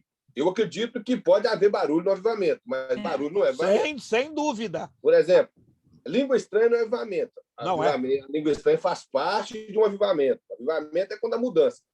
Então, o povo está acostumado com frases de efeito. Yes. Essa é a realidade. O senhor está pregando. E o senhor é professor de homilética, o senhor sabe. Todo professor de homilética ensina os alunos algumas frases de efeito. Existe livro para a hora da pregação dele usar aquela frase de efeito. Boa parte dos pregadores usa. Eu nem gosto. E outra coisa que eu não gosto é de frases feitas. Eu aborreço isso. Eu faço particularmente com frases feitas. Eu aborreço isso ao extremo. Hoje o reteté vai te pegar. E esse tipo de coisa. Infelizmente, isso tomou conta. E essas pronúncias que envolvem o nome de Deus, o sangue de Cristo, o nome de Cristo, infelizmente se ficou jargão, porque, querendo ou não, os líderes espirituais são onde o povo espelha. Essa é a realidade. E a palavra de um pastor, ela tem muito poder na vida do povo. E se o pastor falar errado, o povo vai pegar. E pode vir quem quer falando que eles não vão mudar. Então, infelizmente, o povo aprendeu assim, e só misericórdia, porque acostumou com essas frases de efeito e a falta do conhecimento bíblico ajuda e o peso do nome de um pastor, ainda mais por isso que os pastores têm que tomar muito cuidado com o que fala, porque o preço é alto. Pastor não, é nós que somos servos do Senhor. Eu estou usando o termo pastor porque é onde o povo mais espelha. A gente, como pregador, se eu for depois de pregar e eu sair de lá, o povo não vai seguir, mas o pastor, que é o pastor da igreja, o povo, a realidade que a Bíblia ensina, o povo tem que ser submisso ao pastor. Porém, o peso que o pastor transfere para o povo da igreja dele é muito grande. Então, por isso que ele tem que tomar cuidado com o que ele fala. E o povo, na verdade, gosta desses movimentos, essas coisas aí com frase de efeito.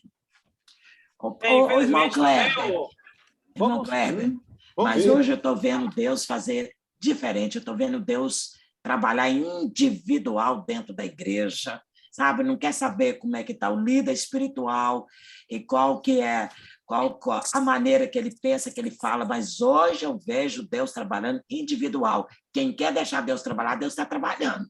Aí ele é diferente, o povo pedrejeiro. Gente, vamos corrigir os exercícios? Deixa eu só falar algo que é Sim, por gentileza. Que não nós somos frutos das 5 pessoas que mais ouvimos.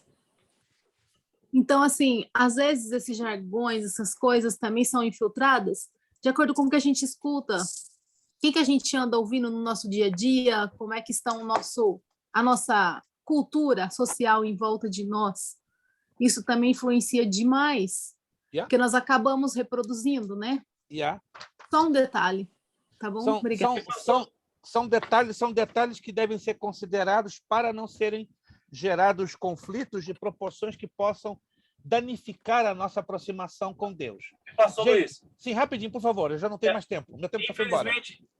Infelizmente, eu não sei se você vai concordar comigo, nós que falamos o português, nós somos de uma origem, de um país que ele tem várias origens e uma disseminação de várias línguas. Nós temos influência do africano, nós temos influência do espanhol, nós temos uma influência do alemão, nós temos uma influência de vários países. E o português, por si próprio também, mais de 1000 palavras deles têm de influência árabe. Mais de 1000 palavras da língua portuguesa têm de influência árabe, por causa da quando os árabes eles invadiram a Península Ibérica. Então, tem muitas coisas que a gente fala que a gente nem sequer sabe o significado daquilo. Daí a necessidade de termos uma base básica. Veja, estou usando uma redundância. Uma base básica do conhecimento da nossa língua portuguesa para, principalmente, termos uma noção básica de interpretação de texto. Por isso, um aluno do médio de teologia, como somos nós, eu vou exigir um pouquinho mais desta base, ou seja, de você interpretar o que você está lendo. E o que você não consegue interpretar, pare tudo e diga, não estou entendendo. E aí nós vamos lá do beabá e ajudar você a entender, primeiramente, o mecanismo da língua portuguesa. Tem uma matéria no bacharel em teologia, quem chega lá no bacharel, chamado Português para Pregadores Evangélicos. É uma matéria fantástica. Nós vamos ter uma base da língua portuguesa no mundo evangélico, no contexto cristão, usando a Bíblia como texto básico. Meus irmãos, o questionário ele é longo, mas preste atenção para ninguém se entrar em parafuso. Preste atenção no que eu vou dizer. Nós vamos passar pelas 100 perguntas, mas das 100 perguntas eu vou ficar situado em 30. E das 30 eu vou tirar 10 para a prova. Vou repetir para depois estar sendo gravado. Nossa, professor! Das 100, nós vamos passar por todas as 100. Das 100, vamos selecionar só 30. Aí vocês vão estudar aquelas 30 para a prova. E na prova, eu vou tirar só 10. Thank you. 10... Estou fazendo igual Deus fez com o Gideão, hein? Se eu não fizer isso, vocês não vão aprender nem 10% do básico sobre esta matéria, tá? Vou repetir. Vamos passar por todas as 100 perguntas. Depois que a gente passar por todas elas, aí eu vou selecionar 30. Aí, em cima daquelas 30, você vai estudar para a prova e das 30 selecionadas, tiramos 10 para a prova. Compreendido, gente? Quem entendeu aqui o que eu falei? Amém. Então, não entre em parafuso, não entre em desespero. 100 perguntas! Não há razão para isso. Nós estamos no médio em teologia, gente. Por favor, nós não somos aqui kindergarten e jardim da infância. Nós estamos avançando no conhecimento da graça de conhecimento. Vamos corrigir hoje somente 10, porque o tempo passou. Na próxima aula, nós vamos fazer em 2 partes, devido ao tamanho do questionário. Começou a aula, imediatamente já corrigimos as mais 20. E no finalzinho da aula, mais 20, para a gente não ficar nada a dever. Número 1. Na resposta das perguntas, nós vamos fazer rápidos comentários, bem rápidos comentários. Aí, em cima desses comentários, a minha sugestão, tá? Não é obrigatório, que você possa ampliar esse comentário e colocar nas suas palavras, reduzindo-as. Aí vai entrar a sua destreza e habilidade em manusear as palavras. Vamos lá. Quando começa a história de Israel? Quando Deus chama Sim. Abraão e Ur dos Caldeus lhe faz promessas. Exato. Vou colocar nas minhas palavras. Na chamada de Deus a Abraão. Que é uma coisa reduzida. Na chamada de Deus a Abraão, dando-lhe promessas. Perceberam? Vamos reduzir, ser o mais básico, o mais compacto possível. Na chamada de Deus a Abraão, dando-lhe promessas. Anote aí. Se você colocar uma resposta semelhante a essa, até mais curtinha, que diga tudo, está fantástico. Número 2. Pelo fato de Israel ter se bandeado ou entrado, né, para a idolatria, desobedecendo a ordenança de Deus, fez com que Deus desistisse de suas promessas? Não. Embora Israel tenha sido infiel, Deus permanece fiel à sua palavra. Vamos reduzir a resposta. Apesar da infidelidade de Israel, Deus continua fiel. Apesar da infidelidade de Israel, Deus continua fiel. Prático. Número 3. Todas as profecias a respeito de Israel já se cumpriram? Não. Algumas se cumpriram, outras estão para se cumprir. Apenas parte delas. Todavia, há outras que se cumprirão. Apenas parte delas. Todavia, há outras a serem cumpridas. Pois estou entendendo, gente, como é importante você pegar as respostas e colocar nas suas palavras, que praticamente o importante é você reduzir as respostas que também digam a mesma coisa. Quem está entendendo aqui, gente? Amém. Vai muito da habilidade de você escrever.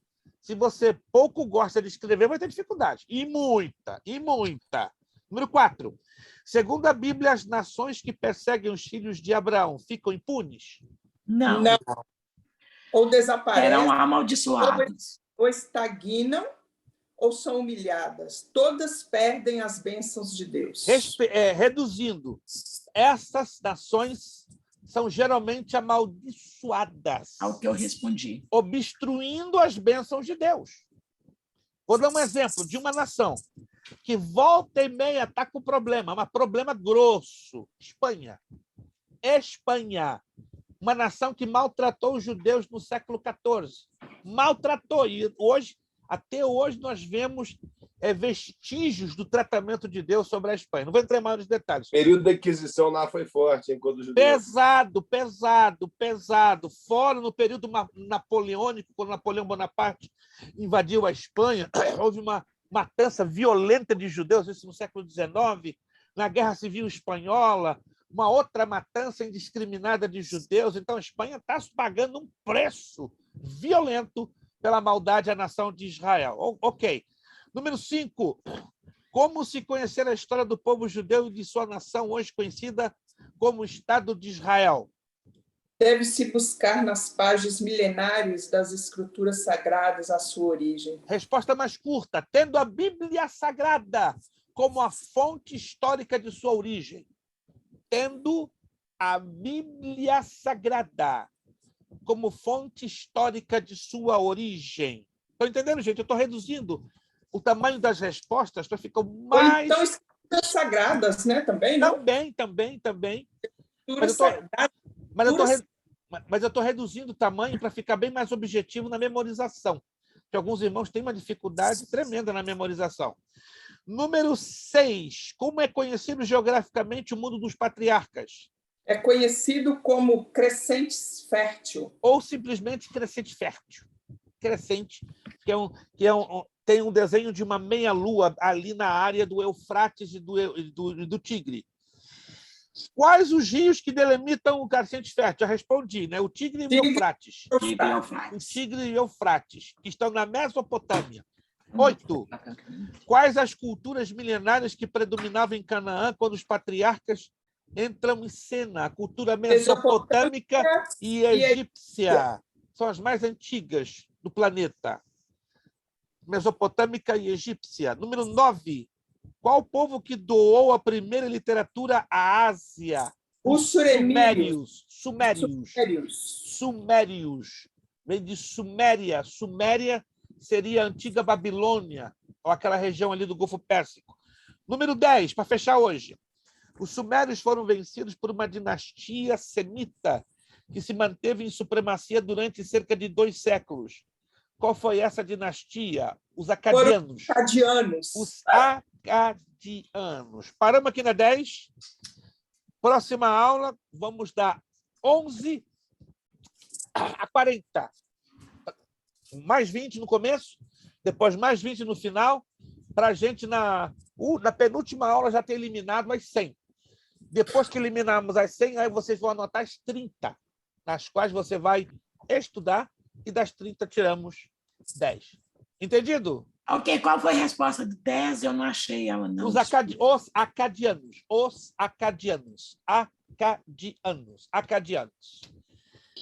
Dúvidas, perguntas? Tudo certinho aí com vocês? Não, já cantei demais hoje. Tá certo. Vamos orar a Deus terminando a nossa aula. Nosso muito obrigado.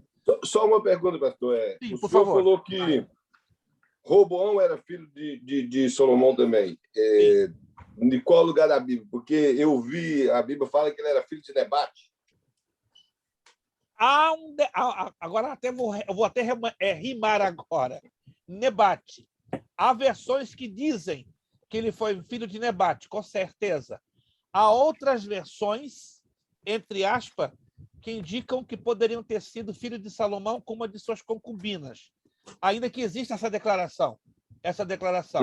Mas temos que partir de dois princípios. De Nebate é mais forte, com certeza.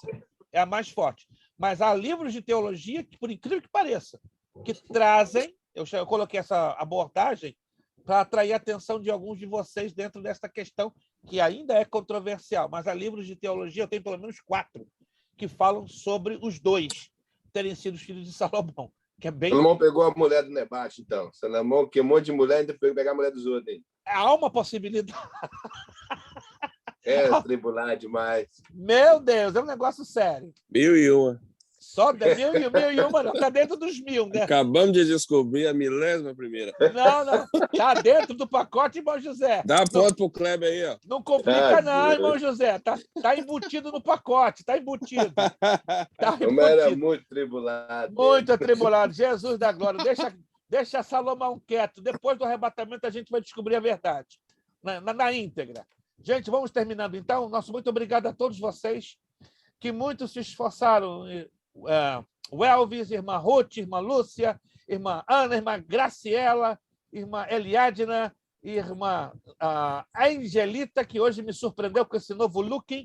A irmã Sandy, muito obrigado, Deus abençoe. Lucas, pastora Priscila, Guerreiro, que está ali em Jerusalém. Guerreiro não é jeito, não, Guerreiro. Vai morar em Jerusalém mesmo. Está igualzinho a pastora Cristiane, né? Estão os dois lá em Jerusalém. Irmã Demi, muito obrigado. Irmã Márcia, bom ver a senhora, irmã Márcia. Bom, Mário Dupra, esse sorriso que só Jesus colocou no rosto dele. Nunca eu vou ter um sorriso igual a esse. Obrigado, irmã Leni. Obrigado, pastora Cristiane. Obrigado, irmão Gleick, irmão José. Irmão Odair, irmã Marlene, todos vocês, muito obrigado. Vamos orar a Deus, Epa, não vamos sair assim correndo, não. Vamos orar a Deus e agradecer a Ele pelo seu cuidado, pela sua bondade, pela sua misericórdia. Vamos pedir irmã Angelita, ali daquela cidade bonita, quente na terra, chamada Brampton, né, ao lado de Clearwater, Sarasota. Jesus, ali o Golfo é uma banheira quente, né? Ali nem de graça eu conseguiria morar, né? Talvez em outra ao lado da Flórida, mas ali é muito quente, meu Deus, e úmido, né? Uma Angelita que está ali sorrindo na vida, né? Quente na terra, ela vai estar então orando, agradecendo por esta aula de hoje. Irmã Angelita, com a palavra de oração e agradecimento. Amém. Pai, eu te agradeço por mais um dia de vida que o Senhor tem nos dado, e até aqui o Senhor tem nos ajudado. Te agradeço por cada aluno, ó Deus, que está aqui disposto, passando um tempo aqui para aprender mais a Tua palavra. Peço que o Senhor possa abençoar a cada um de nós, em especial o pastor Prestes, ó Deus, em nome de Jesus. Que o Senhor seja com ele, ó Deus, que o Senhor possa iluminá-lo, abençoando a família dele, a vida dele. E que o Senhor possa abrir a nossa mente, nosso entendimento a cada dia, para que possamos entender a Tua verdadeira palavra. Aleluia. Possamos, ó Deus, sermos usados através do Teu Espírito para pregoar as pessoas. Quão bom e agradável é aprender mais do Senhor e como isso tem mudado as nossas vidas. Eu te agradeço por tudo que o Senhor tem feito e que tenhamos uma semana debaixo das Tuas mãos, nas Tuas bênçãos, ó Deus, e te agradecendo por tudo que o Senhor tem feito e por tudo que o Senhor irá fazer. Em nome de Jesus eu oro. Amém. Amém. Nosso lema, seriedade. Seriedade. Compromisso. Disciplina. Seriedade. Compromisso. Disciplina. Seriedade. Compromisso. Disciplina. É necessário que ele cresça. Que eu diminua. É necessário que ele cresça. Que eu diminua. É necessário que ele cresça. Que eu diminua. E a Deus damos o quê? A honra, a glória e o poder. Muito obrigado, Deus abençoe. Irmã Ana, chama a senhora essa semana para ver a questão da prova atrasada. Fica tranquila, a senhora e o irmão Robson, seu esposo. Sim. A minha vai começar quarta-feira. que vem. Vou chamar a senhora amanhã para a gente conversar os detalhes. Amanhã, fica tranquila, eu lhe chamo 6 horas da tarde. A gente vai conversar detalhes. Fica tranquila. Muito obrigado, Deus abençoe. Fica aguardando a minha comunicação para os que me comunicarem. Semana abençoada em nome de Jesus e até segunda, se Deus quiser. Paz para todos.